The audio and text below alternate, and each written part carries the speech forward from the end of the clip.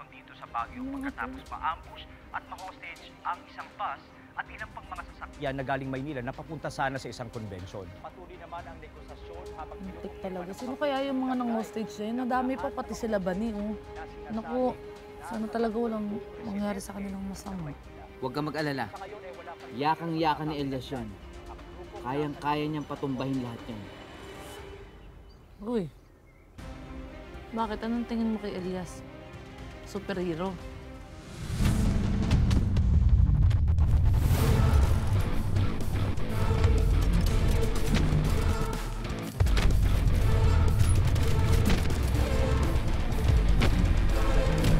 Teka,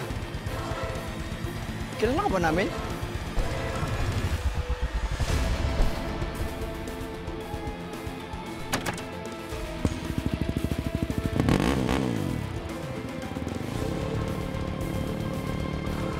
Salamat!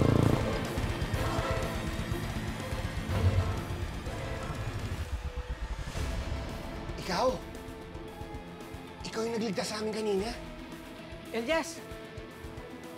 Dito na ako ulit, mga brother. Saan galing yung mga fight scene mo kanina? Shockers talaga eh. Napakagaling mo eh. Ito hanggang ngayon nagbibiro ka pa din. Nasa peligro na nga yung mga kaibigan natin, oh. Alam mo, kahit nadamay dyan sila Kapitana at si Lorna, ayoko rin naman mangyaring masama sa kanila. Hindi naman ako ganun kasamang tao. Basta, pagkasama mo si Elias, hindi ka pababayaan yan. Kilala ko yung kaibigan ko na yun. Sana nga. Sana walang mangyari sa kanilang masama. Sumasakit yung braso ko eh, kaya binalik ko yung sling ko. Grabe yung nangyari sa inyo sa Baguio, no? Oo nga eh. Pero, alam mo, buti na lang talaga nandun si Elias. Kasi kung wala siya doon, baka kung ano nangyari sa amin. Elias na naman, tinan mo to. Bakit? Wala yun, ano ka ba? Pero mo Pretty? ulitin ko, Elias? Elias. Elias. Tigilan mo nga ako. Tingnan mo, iba talaga yung ngiti mo pag nababanggit yung pangalan ni Elias. Huwag mo nang ligyan ng mali siya. Ikaw naman. Uy, Oka. Yung nagawa mo. Ha? Eh, ito kasing motor ko eh. Oh, Pudpud na yung mga gulong, mukhang palitin eh. naku. Kailangan mo ba talagang palitan? Bakit? Ano ba mangyayari? Oo, kailangan na siyang palitan kasi pag hindi pinalitan yan, may tendency pagka nagmamaneho ako sa daan, mabutasan yan o madulas, sumabog, maging sanhi ng aksidente, di ba? Uy, wag naman sana, knock on wood. Knock on wood, ba't sa ulo ko? Ano ka? Eh, gusto ko lang sabihin sa'yo na huwag ka sana ma-aksidente. Ganon? Oo. So, meaning to say is, nag-aalala ka. Siyempre naman. Nag-aalala ka, so concerned ka. Oo nga. Kinikilig ako. Ano naman eh. Palitan mo na kasi yan. Oo nga, Oka. Dali na. Yun nga problema eh. Ano yung problema? Gusto ko ng palitan, kaya lang, ala naman akong pera dito. Yung huling pera ko nun, pinamasahin natin papunta doon kay tatay eh. Ay? Tapos, siyempre, yung tatay ko, di ba, may lupa na binibigay sa akin. Hindi ko siyempre tinanggap dahil, ano ako, buhay pa yung tatay ko kaya. Gusto mo, pautangin na lang kita. Huwag mong gagawin yan. Huwag. Pretty wag. Hindi ko mo magandang lalaki ko. Ano? Papautangin mo na ako. Aray ko! Dami mo naman sinasabi. Joke lang, ito namang isang to eh. Nagmo-moment pa ako dun eh. Siyempre, nakakahiya sa'yo. Hindi, okay na yan. Okay lang ako. Sure ka. Oo. Actually, Bane, Pretty, may pera naman talaga ako. O, nasaan? Kaya lang, natandaan ko, nasa pautangan. Almost 1 year na siya. Wow. Ayun, natandaan ko na. Oh. Sayang nga eh. Oh, bakit naman? 5,000 pa yun. 5,000? 5,000. Grabe naman, ang laki naman ng 5,000. Sino bang umutang sa'yo? Si Lorna. Ay, si Lorna? Si Lorna. Tingnan mo nga naman tong babaeng to talaga. Wala na yatang tao dito sa Balangga na walang atraso yan. Alam mo, Oka, ang tanga mo. Alam mo naman, chismosang butangerang budolera pa yung hayop na yun eh. Alam mo, dapat siya yung pinapalit mo dito sa gulong mo eh. Ha? Hindi basta-basta yun mapupudpud dahil sa sobrang kapal ng pagmumukha nun. Paano mo sisingilin yun? Sige. Hindi mo malaman ang gagawin ko eh.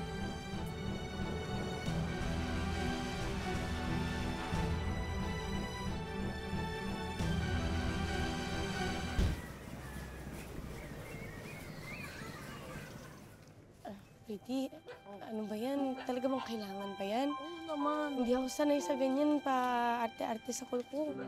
Bagay na bagay sa iyo kapag malinis yung kuko mo. Ano ka ba? Dapat yung ganyang ganda, lalo pang ine-enhance. Oo. Lalo na ngayon, binibining marikit ka. Diba? Dapat iba na yung level ng ganda mo. Tsaka paano ka papansin ni Elias niyan? Ikaw naman.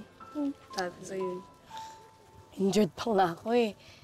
Tsaka, hindi rin naman ako maasa masyado kay Elias.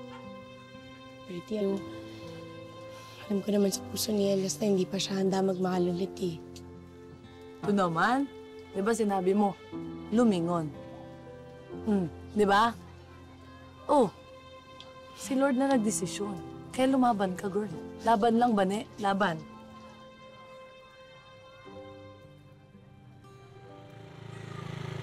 Tagal pa ba to? Uy, si Oka. Oka! Hello po. Ma'am Nanet. Pretty. O bakit? Sinabay ko na si Nanet. Meron daw sa'yo kailangan kakausapin ka daw. Ano yun? Baka kailangan nyo pa na magugupit dun sa salon. Baka pwede mo kong ipasok. Ay, pasensya na ho kasi hindi pa ho namin kailangan ng trabahante. Medyo puno pa ho kami. Ay, ganun ba? Kailangan ko kasi ng regular na trabaho. Baka kasi mapalis kami doon sa inuupahan namin. Hindi kasi ako nakamabayad na maayos. Sige, ganito na lang ho. Bigyan na lang kita ng racket. Once a week, tuwing Friday, kasi yun yung day off nung hair cutter namin. Ikaw na lang muna pumalit sa kanya. Tapos, kung ano yung ibabayad nung customer, yun na lang yung direktang sahod mo. Talaga ba? Diba? Ayun na lang Naku, po. maraming salamat, Pretty, ah. Ang bait-bait mo talaga. Ayun. Kaya bagay na bagay kay ni Oka, eh. Ha? Na mabait din daw, sabi ni Lorna. Lorna? Si Lorna? Ay, wait lang ho Una sa lahat, hindi ko jowa to. Pangalawa, sinabi ni Lorna mabait si Oka. Ay, imposible yun. Walang ibang lumalabas sa bunganga nun, kundi mga pananira lang. Tama. Ay nako, eto na nga. Oh, Bilang tinulungan mo ko, may sasabihin ako sa'yo yung chismis. At ito ang latest. ano yun? Inayusan ko ng buhok si Lorna. Nagpariban. Nagpa-reband si Lorna. Si Lorna mismo? Oka, di ba sinabi niya sa'yo wala siyang pera kaya hindi siya makapagbayad ng utang? Nagpapa-reband. Nako, Kapal ng mukha hindi talaga. totoo yan, Bani. Wala talaga siyang plano magbayad kay Oka dahil tumigil yan ng paniningil to. Ayos na. Ganon. Ano yung sabi niya? Hindi ba siya makapal talaga ang mukha? Yun talaga ang strategy niya. Dahil sinabi niya na nangungutang siya dun sa mga mababait na tao. Yung tipong nahihiya, yung hindi mangungulit pag naniningil. Galing niya pala sa ganyan eh, no? Sige, ganito na lang. Sandali lang. May pupuntahan lang. Sandali lang. Saan ka pupunta? O ba? Hindi kay Lord na. Siyempre hindi ako papayag na ganun-ganunin kanya. Uy, concerned siya sa akin. Para kang tanga. Para kang Ito tanga. namang isang to. Hindi naman ganun. Samahan na kaya kita. Sama na rin ako sa'yo. Hindi ka naman pwede mag-isa. Samahan na kita. Bane. Injured ka pa, tapos yung kabila mong kamay, hindi ko pa tapos linisan. Babalikan na lang kita dyan, ha? Okay, sama ka. Sama ako. Dapat lang, tara na. Bane, diyan muna kayo Alam mo, ayaw ko sakit. Get kayo, Sinabi. Oo, no?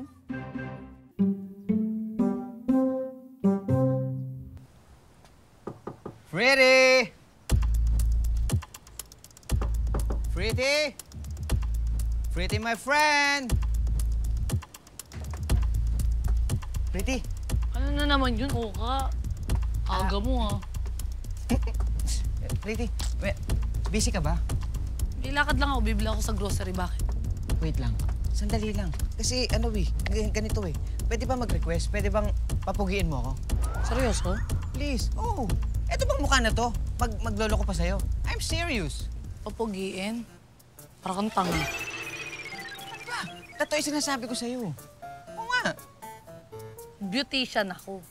Kaya kong gumupit, kaya kong magdinis ang kuko, kaya kong mag-makeup, kayang-kaya ko lahat. Oh, ayun naman pala eh. Alam mo yung hindi ko kayang gawin? Ano? Bigyan ka ng himala. Himala kailangan mo sa totoo lang eh. Alam mo, ang ganda mo ha. Pretty naman, nakikiusap ako sa'yo, please. Kailangan ko to eh. Pabukiin mo lang ako, sige na. Importante kasi yung araw na to eh. Ano ba meron? Eh kasi nga, meron akong date sa isang magandang dilag. Talaga, date? Sinong bulag na babae na nakipag-date sa'yo? Actually, hindi siya bulag. She were tall, dark, and beauty.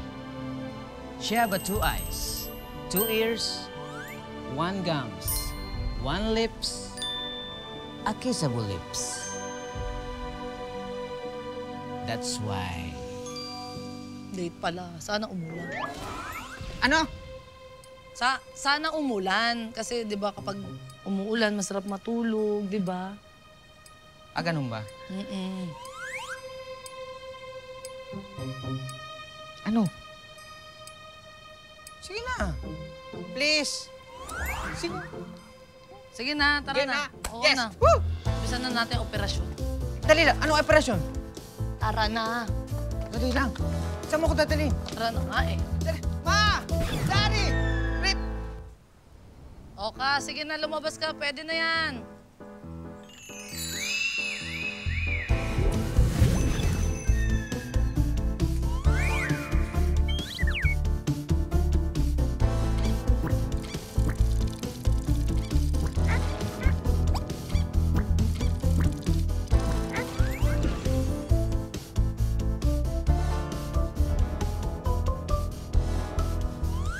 Okay na yan. Okay na ba? Sige na. Sabihin mo na yung totoo sa akin. Please, huwag ka na magsinungaling. Am I right? Pogi na ba ako? Perfect na ba? Okay na yung makeover mo? Okay. Wala eh. Todo na yan eh. Ay, alam mo, Oka, naubos na naman na yung mga gel ko. Ubus na rin talaga yung pasensya ko. Pasensya ka na eh. Nasira nga pagiging beautician ko sa'yo. Pretty, first of all, hindi mo ako ginel. Puro blower ang ginawa mo kanina. Blower. Sorry. Wala na ako sa ulira talaga. Sige na. Ano ba itsura ko? Baka mapahiya ako sa kadate ko kasi. Ayoko nang napapahiya ako. Sige na. Wala, ganun pa din.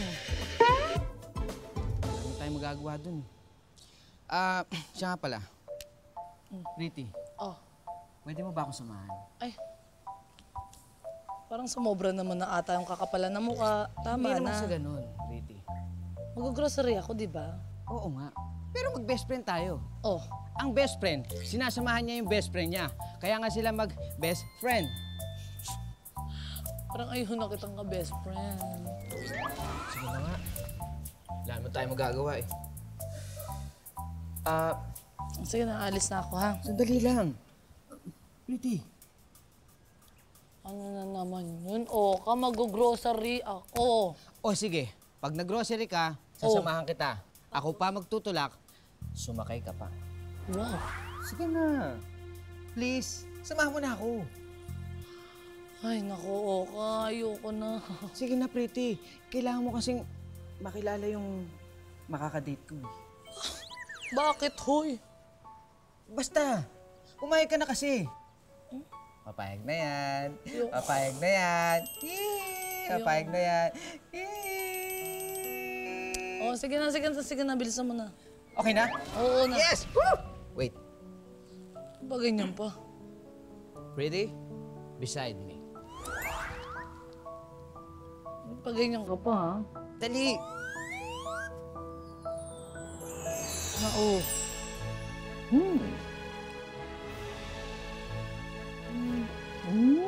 Ganda mo talaga.